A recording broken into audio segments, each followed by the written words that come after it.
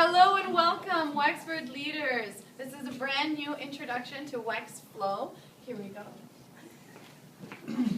Hi, I'm Justin. I'm one of the students from the grade 11 Intro to Anthropology, Sociology, and Psychology class.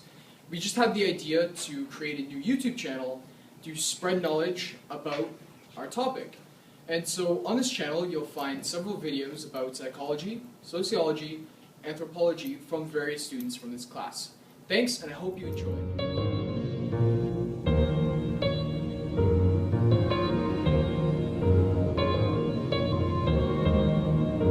How do you calculate sanity? Who's saner, a schizophrenic or one who's lost touch with humanity? It's almost cool and hip nowadays to say, it's the system that made me this way. And no doubt the system intensifies stress. But where does our own responsibility rest?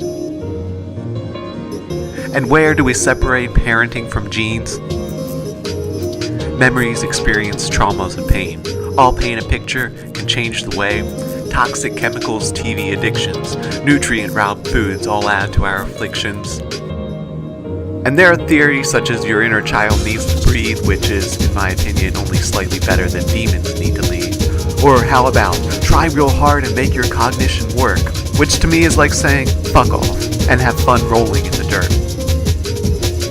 It's all a simplified perversity of what makes someone real. No responsibility, no cause and effect, no human there to feel. And then some people say, hey, at least things are better now, and yet psychotropically medicated lose 20 years of life somehow. But there are 50 diseases marauding as mental woes. Diabetes the chief concern, but it's just the tip of the nose. And no doubt medication has quieted much pain. But for far too many they don't work, and for others they don't change. And did you know, according to some studies, 1 in 5 has some depression? How can something that's that common be a natural progression? And beyond the simple cures of eating better, sleeping well, and relearning ways to communicate and gel, a radical approach would be to ask, why do we need to change our path? And why should we pretend or change or feel guilty if we were born this way?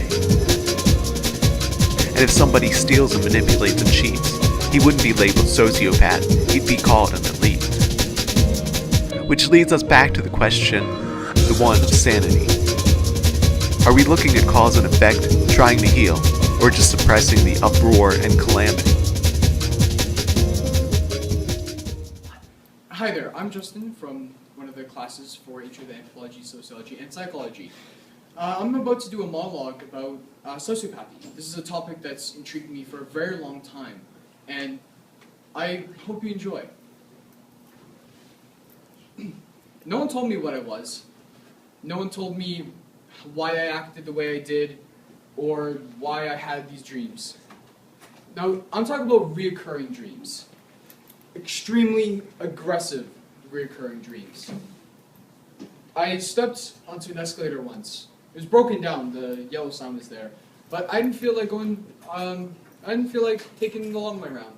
So I simply just hopped the yellow fence, walked up the escalator, and I went on my merry way. Then one of the construction workers got angry at me. He went up to me, he yelled at me. Don't you see the gate? What are you doing? Don't you know that it's closed? I just stared at him.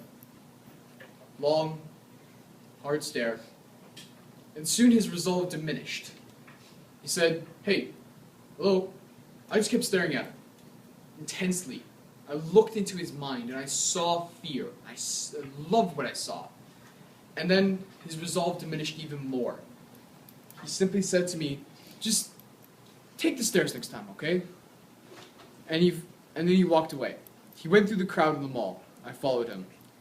I had dreams, I had daydreams, wrapping my hands around his neck. Alas, I got too far in my daydream and I lost him in the crowd. Such a shame. I was never violent before, until recently. I don't know what happened. It's just, my mom left, and I just don't trust anyone. I don't really feel for anyone, and I just don't really care.